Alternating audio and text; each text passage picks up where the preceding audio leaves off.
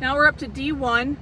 D1 is a modified block, so we're going to go to the booklet that came with the kit, and what we'll find is that they've taken out these diagonal sections.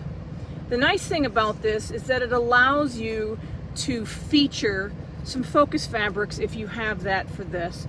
So it's a very basic assembly. I'm going to assemble this center section, but if you look at the way this goes, I'm going to do these 3 in a row and these 3 in a row, and then I can connect them to this single piece, and then I can add these edges, and then I'll make these 3 into a row and then add it, and the same thing for the top section, and then add it.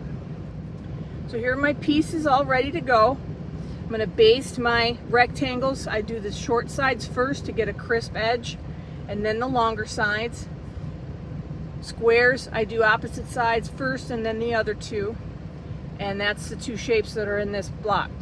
So I'm going to go ahead and baste these 3 and get them assembled for the first section.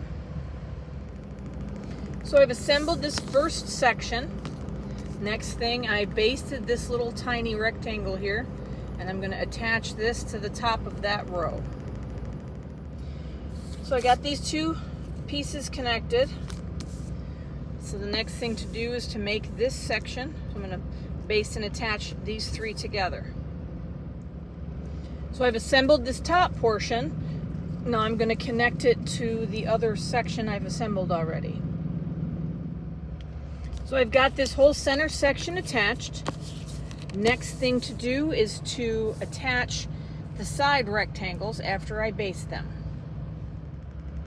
So I've attached both of my sides, and if you're curious, I used a thread, because this is the same fabric here, I used a thread that matches, because when I use black it can show.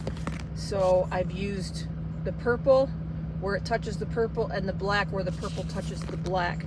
So right here I did use some black thread. So that's what we have at the front. The next step, as I'm throwing pieces around, next step is to baste these 3 pieces and then connect this into a row before attaching it to the main section. Got these 3 pieces formed into a row, and now I will attach it to the bottom of this other section. So now I've got this bottom row attached, and this is what it looks like so far. And now I'm going to baste, connect, and attach this last row. Got these 3 pieces formed into a row, and now I will attach it to the bottom of this other section. So I've finished attaching the bottom row of the block, and now my D1 block is completed.